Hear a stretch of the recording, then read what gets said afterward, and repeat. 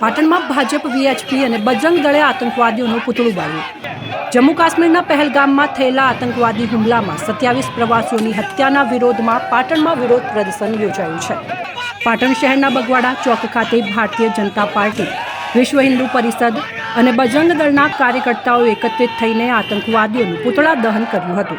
આ કાર્યક્રમ દરમિયાન આતંકવાદ વિરોધ સૂત્રોચ્ચાર કરવામાં આવ્યા અને હુમલામાં મૃત્યુ પામેલા પ્રવાસીઓને શ્રદ્ધાંજલિ આપવા માટે 2 મિનિટનું મૌન પાળવામાં આવ્યું હતું। પહેલગામની આ ઘટનાના પડઘા સમગ્ર દેશમાં પડ્યા છે।